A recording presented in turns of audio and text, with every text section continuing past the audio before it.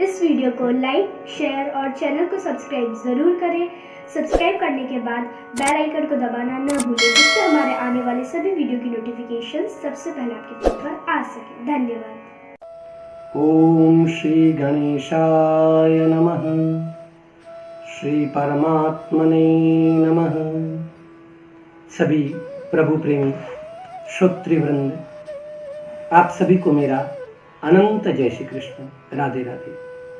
प्रिय भक्तों, आओ आज मैं आपको पुरुषोत्तम मास के महात्म्य की एक श्रेष्ठ कथा सुनाता हूँ।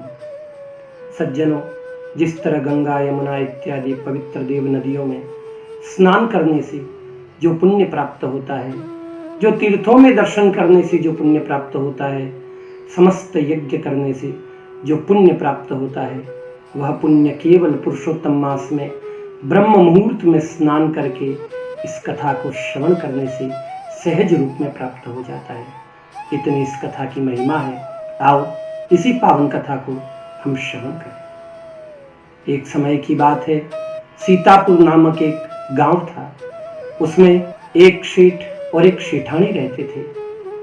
भगवान की कृपा से उनके घर में धन वैभव की कोई कमी न थी, किंतु दैववश उनके कोई संतान नहीं थी। फिर भी वे दंपत्ति प्रसन्न रहते थे, भगवान श्रीहरि का पूजन करते थे।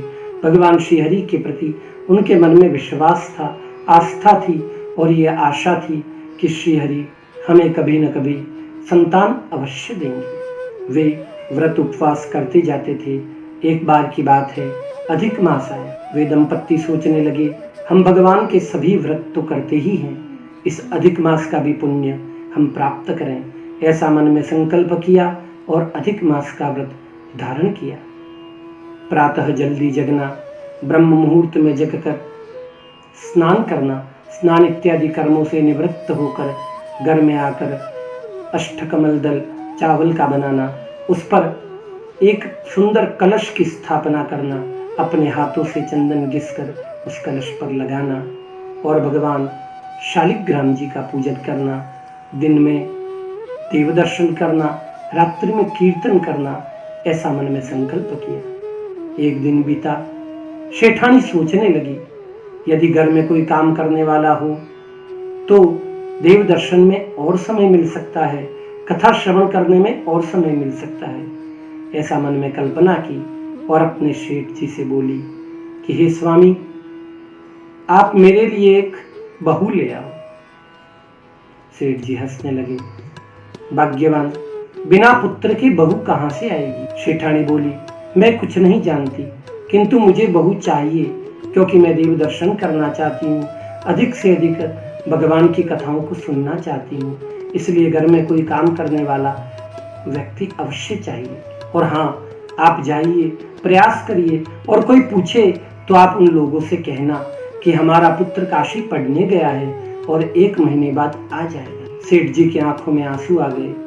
उसका भोलापन देखकर, भगवान के प्रति उसकी भक्ति को देखकर सेठ जी रह नहीं पाए और अपने घर से निकल गए। एक गांव से दूसरे गांव, दूसरे गांव से तीसरे गांव जाते गए। एक नगर आया। नगर में गए तो बहुत सारे सेठियों के मकान थे। सबसे बात की। एक सेठ बोला, इसमें क्या हो गया? मान्यवर, मेरी पुत्री को आप ले जाइए। मेरी पुत्री स्वर्ण मुद्राओं की पेटिका के साथ 3 फेरे करके मैं आपको विदा कर दूंगा, आपको सौंप दूंगा। और ऐसा ही हुआ। उस सेठ ने अपनी पुत्री को स्वर्ण मुद्राओं की पेटिका के साथ 3 फेरे करवा दिए और कहा, हे मान्यवर, आपका पुत्र जब भी आ जाए तब 1 फेरा जो बाकी है वह उससे करवा देना। ऐसा कहकर अपनी पुत्री को विदा कर दिया।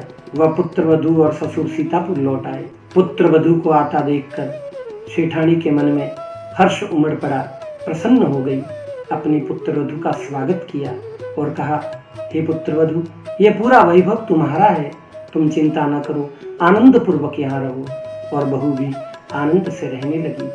वह सेठ सेठानी दंपत्ति देव दर्शन करते रहे, भगवान की पूजा कथा श्रवण करते रहे।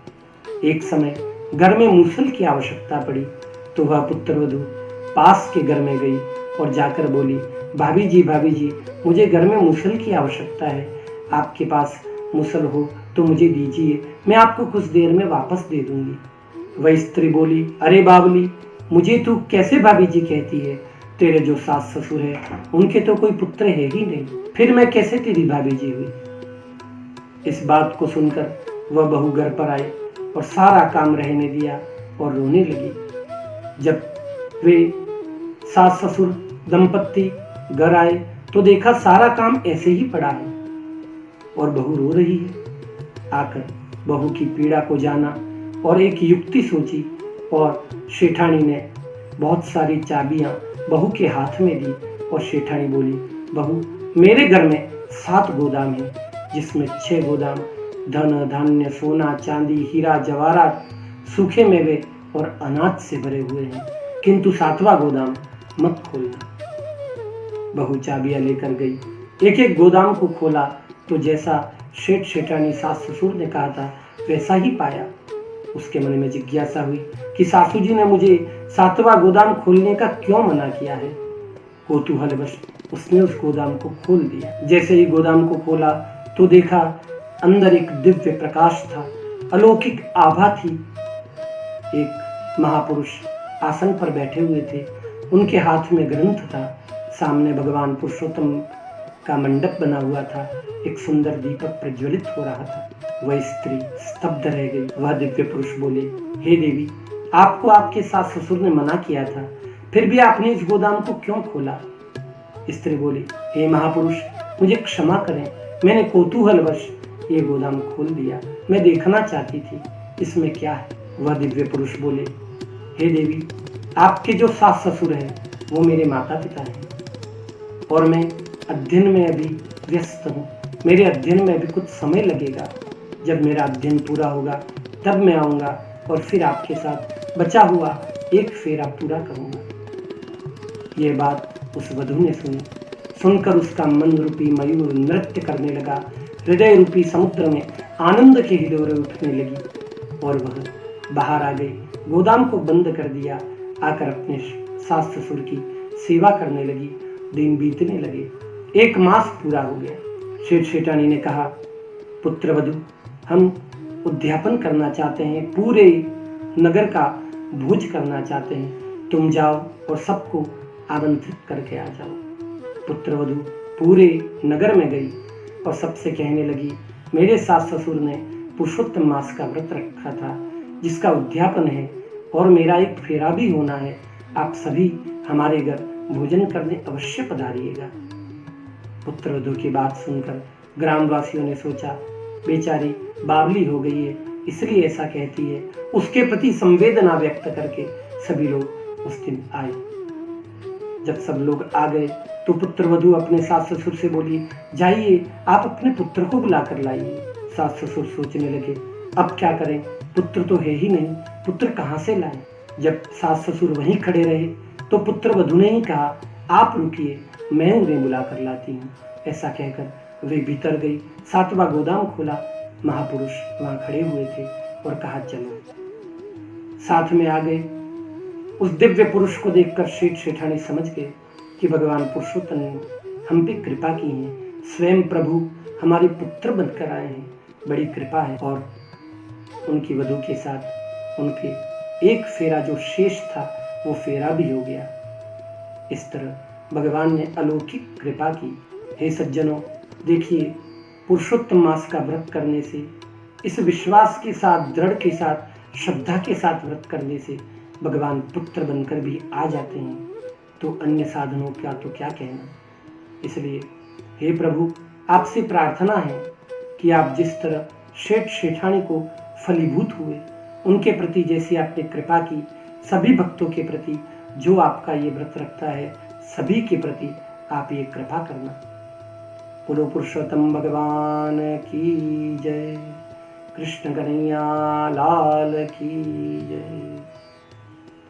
प्रिय सज्जनों, आज के लिए इतना ही। फिर अगले वीडियो में आपसे नए विषय के साथ पुनः भेंट होगी। राधे राधे।